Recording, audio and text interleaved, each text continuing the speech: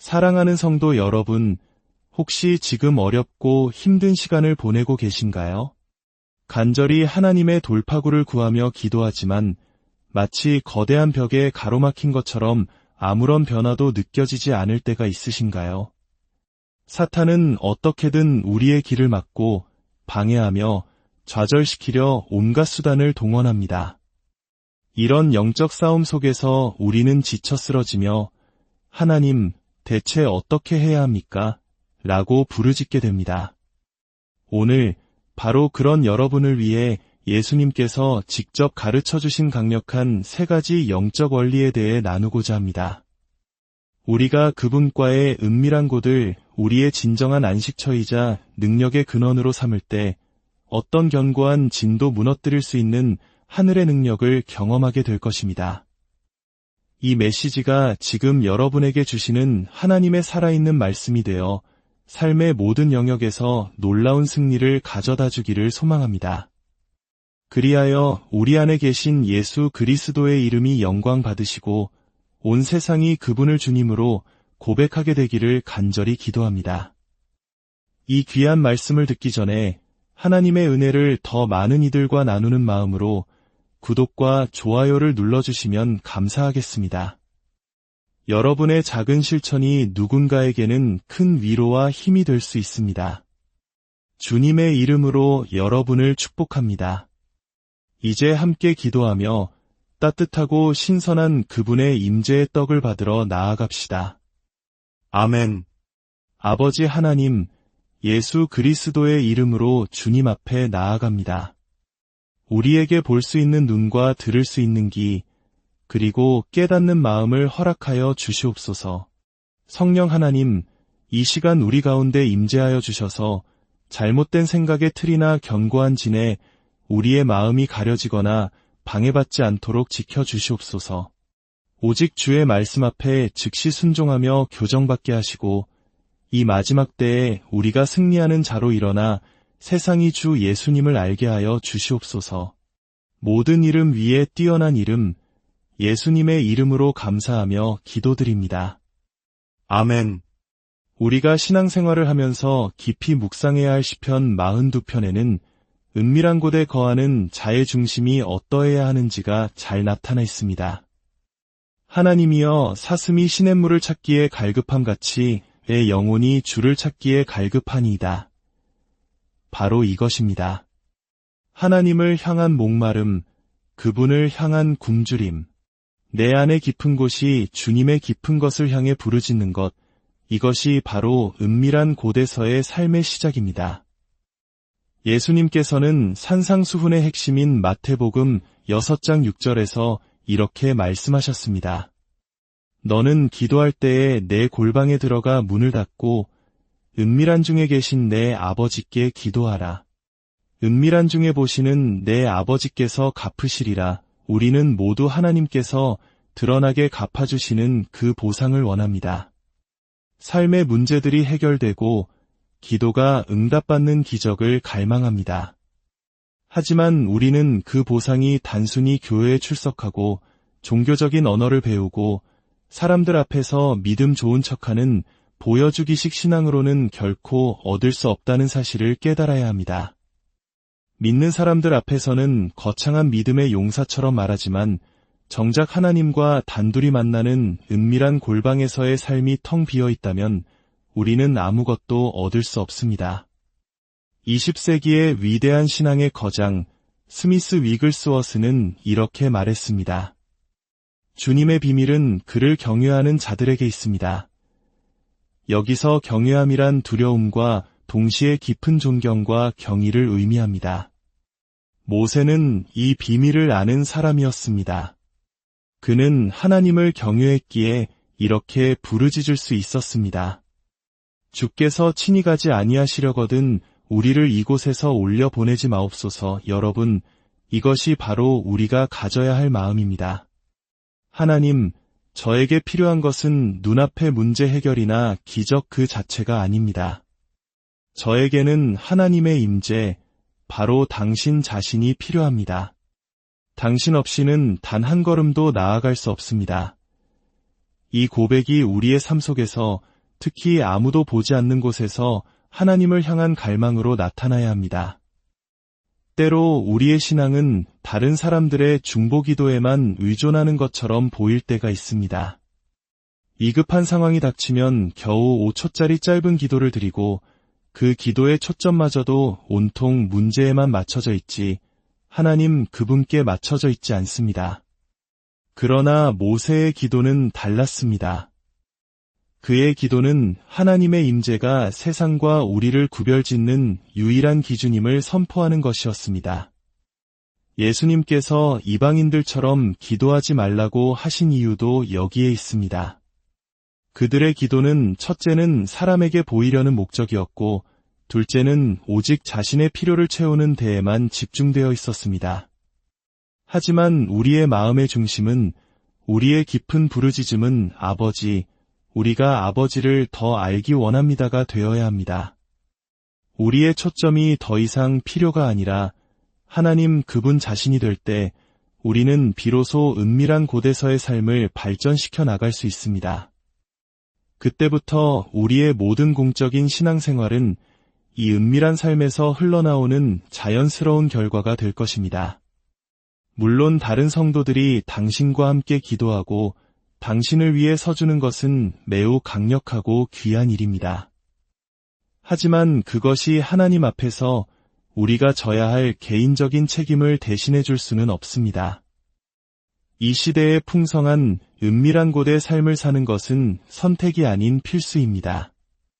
왜냐하면 우리의 가장 큰 필요는 문제 해결이 아니라 바로 하나님의 임재이기 때문입니다.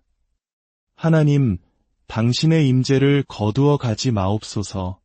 우리에게는 절대적으로 당신의 임재가 필요합니다. 스미스 위글스워스는 덧붙여 말했습니다. 5. 그분의 임재이신 은밀한 곳에 거하는 것이요. 이 임재는 무엇을 할 것인가?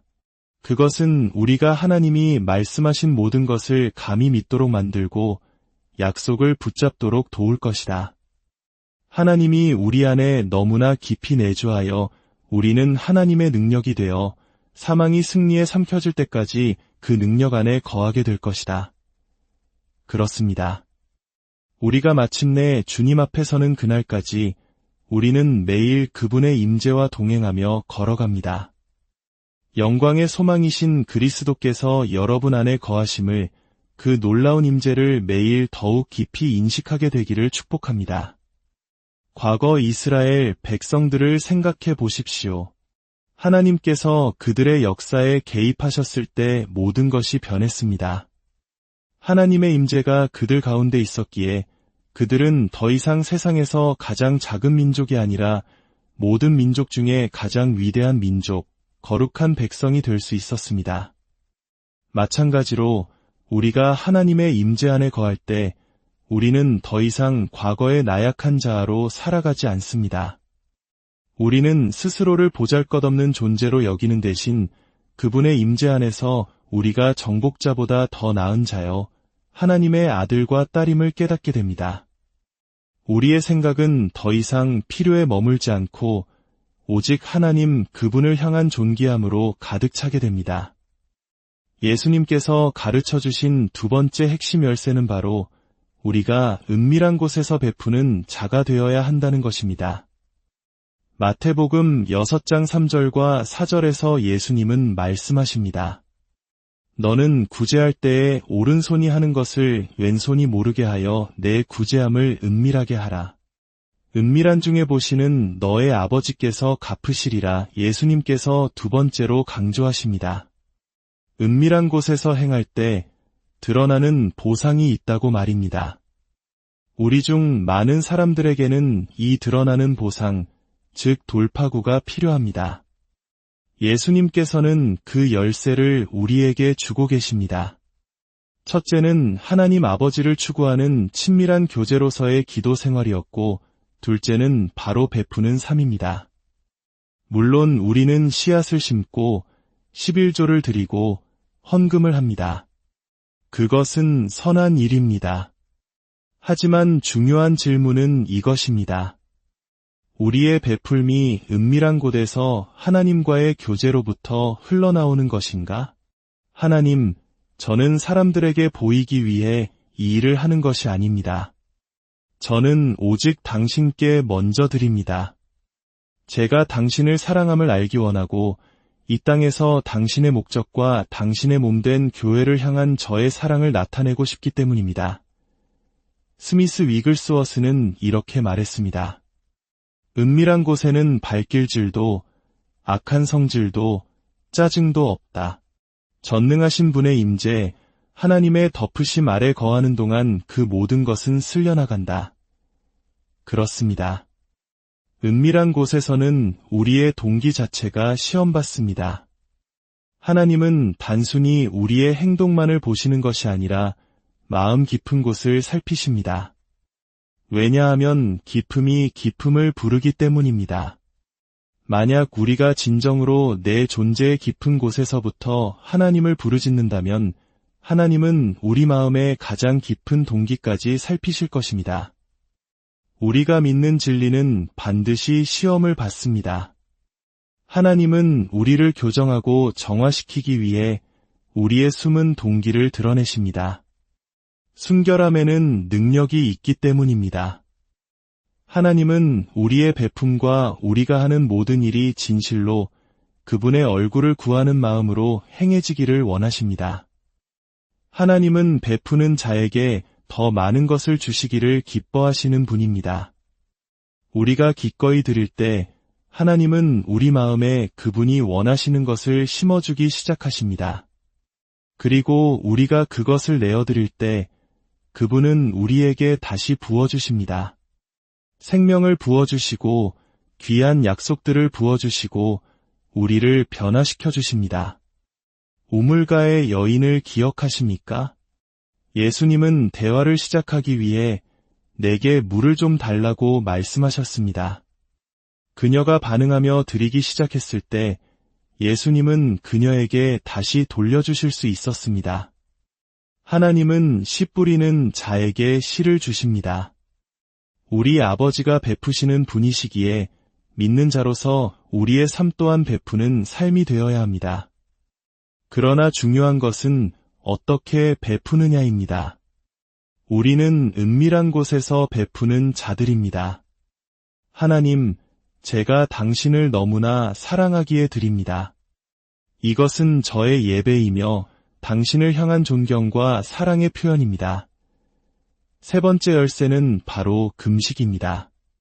오늘날 많은 사람들이 금식에 대해 이야기하지 않지만 예수님의 말씀을 보십시오. 마태복음 6장 16절에서 18절입니다. 금식할 때에 만약이 아니라 때에입니다. 너희는 외식하는 자들과 같이 슬픈 기색을 보이지 말라. 그들은 금식하는 것을 사람에게 보이려고 얼굴을 흉하게 하느니라. 내가 진실로 너희에게 이르노니 그들은 자기 상을 이미 받았느니라. 너는 금식할 때에 머리에 기름을 바르고 얼굴을 씻으라. 이는 금식하는 자로 사람에게 보이지 않고 오직 은밀한 중에 계신 내 아버지께 보이게 하려 함이라. 은밀한 중에 보시는 내 아버지께서 갚으시리라. 이 세 가지, 즉 초점이 하나님께 맞춰진 은밀한 기도의 삶, 존귀함을 하나님께 드리는 은밀한 베풀매 삶, 그리고 갈망의 대상이 하나님이신 은밀한 금식의 삶이 합쳐질 때 그것은 결코 쉽게 끊어지지 않는 세겹줄이 됩니다. 이것은 믿을 수 없을 만큼 강력한 힘을 발휘합니다. 스미스 위글스워스는 말했습니다. 나는 기도와 금식이 가장 큰 기쁨임을 발견했다. 하나님께 인도받을 때 당신은 항상 그렇게 느낄 것이다. 하나님은 우리가 구하거나 생각하는 것보다 항상 더 많이 응답하신다. 그분은 항상 우리가 구하거나 생각하는 모든 것보다 훨씬 더 풍성하게 주신다. 금식에 대해 생각해 봅시다. 사탄은 음식을 사용하여 하와를 속이고 아담을 반역으로 이끌었습니다. 인류의 타락은 음식을 통해 일어났습니다. 음식은 육신의 필요와 욕망을 상징합니다. 타락 이후 인류는 육신의 필요와 정욕의 포로가 되어 걸어왔습니다. 그래서 우리는 금식을 통해 시편 42편처럼 선포하는 것입니다. 하나님, 저의 첫 번째이자 가장 중요한 굶주림과 목마름은 당신을 향한 것입니다. 저는 음식의 주되심을 폐위하고 당신만이 저의 가장 큰 갈망이며 가장 큰 필요임을 선포합니다. 원수는 우리가 육에 속한 사람으로 살아가길 원합니다. 육에 속한 사람은 자신의 배와 필요, 정욕에 사로잡혀 살아갑니다. 그러나 우리는 영에 속한 사람으로 살아가야 합니다. 금식을 통해 순종하고 항복하는 법을 배울 때 우리는 강력한 영적 능력을 경험하게 됩니다. 금식은 우리의 기도 생활을 증폭시키고 강조하는 힘이 있습니다. 그것은 주님께 온전히 헌신된 마음을 보여주는 행위이며 우리가 영적으로 더욱 민감해져서 하나님의 음성을 듣고 교정받을 수 있게 합니다. 많은 경우 우리가 고통받는 이유는 잘못된 생각이나 우리 삶에 허용한 견고한 진 때문입니다. 하나님은 그것들을 다루기 원하시지만 우리가 영적으로 민감하여 들을 귀가 열릴 때까지 그분의 말씀은 들리지 않는 귀에 떨어지는 것과 같습니다. 이 세 가지, 은밀한 기도, 은밀한 베풀m, 은밀한 금식을 모두 합치면 그것이 드러나는 보상을 가져온다는 것을 깨닫게 될 것입니다. 특별히 이 마지막 때에 우리에게는 그 보상이 절실히 필요합니다. 스미스 위글스워스의 삶을 보십시오. 사람들은 그의 기적과 능력을 보며 그 비결을 궁금해합니다. 비결은 바로 여기에 있었습니다. 하나님의 얼굴을 구하는 진정한 은밀한 삶, 성령의 인도하심에 따라 금식하는 삶을 세우는 것. 그것은 단순한 진리이지만 우리 중 많은 이들이 치르기 원치 않는 대가를 요구합니다. 스미스 위글스워스는 인간의 희망을 넘어선 문제에 직면했을 때 밤새 기도하고 아침 일찍 들판에 나가 기도했습니다. 바로 그곳에서 하나님은 그의 삶을 더 깊은 차원으로 이끄는 계시를 주셨습니다. 어떻게 그 계시를 받았을까요? 그것은 성령의 인도하심에 따른 기도와 금식을 통해서였습니다. 우리가 은밀한 곳에서 기도하고 베풀고 금식할 때 우리는 진정으로 하나님의 권위 아래 복종하게 됩니다. 그분의 날개 아래 거하게 됩니다. 그리고 그분의 완전한 권위 아래 들어갈 때 우리는 그분의 완전한 권위를 가지고 행하게 됩니다. 이것이 바로 영적인 권위가 우리의 삶에 나타나는 원리입니다. 스미스 위글스워스는 당대 최고의 연사였지만 집회에서 받은 사례금의 대부분을 다른 연사들과 똑같이 나누고 자신에게 돌아온 목마저 선교를 위해 헌금했습니다. 그는 명예를 구하지 않고 항상 베푸는 자가 되기를 원했습니다. 그의 사역의 결과를 보십시오. 얼마나 많은 생명이 변화되었습니까? 오늘날까지도 얼마나 많은 사람들이 그를 통해 축복을 받고 있습니까? 그 모든 것은 하나님의 임재를 존중하고 그 임재에 순복하며 그 임재가 이끄는 대로 베풀고 금식했던 한 사람의 풍성한 은밀한 곳의 삶에서 비롯되었습니다. 사랑하는 여러분, 이 메시지가 여러분의 마음을 움직였기를 기도합니다. 여러분의 삶에 은밀한 곳에 축복이 가득하기를, 그래서 세상이 감당할 수 없는 하나님의 사람으로 굳건히 서시기를 예수님의 이름으로 축복하며 기도합니다. 오늘은 주께서 지으신 날입니다. 우리가 이 날에 기뻐하고 즐거워할 것입니다. 모든 이름 위에 뛰어난 이름, 예수님의 이름으로 기도드립니다.